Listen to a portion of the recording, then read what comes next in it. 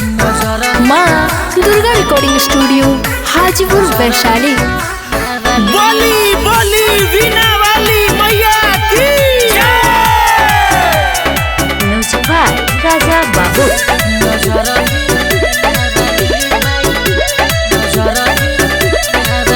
माई तोहरा से अरजी लगावतानी हो, हम बोलावतानी हो, गुने गावतानी हो, गोहरावतानी हो, रउआ चरण में सिरावा झुकावतानी हो, सुख पावतानी हो, रोजे आवतानी हो, सुख पावतानी हो।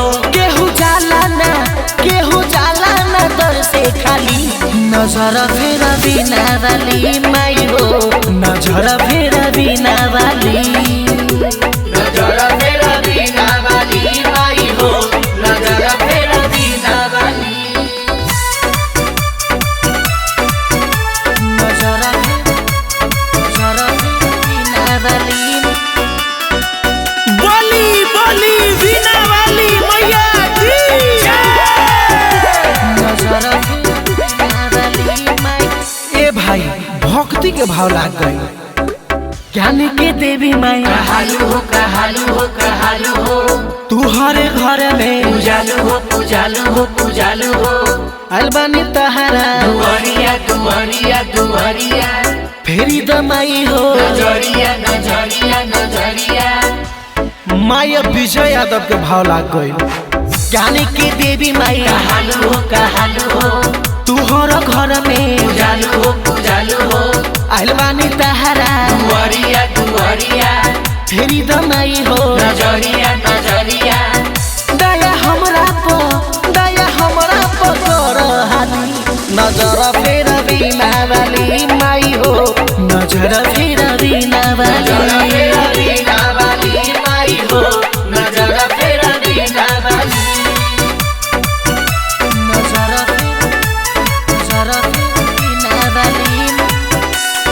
बोली बोली वीणा वाली मैया की नजर बिना वाली माई। भैया गोलुआ के भाव लाग गई, गोलू राहुल पूजा करता दे रुसन जय हजीऊ ढरता दे कके तू हंस के सवरिया सवरिया सवरिया, ले लो तू हमारो खबरिया खबरिया खबरिया।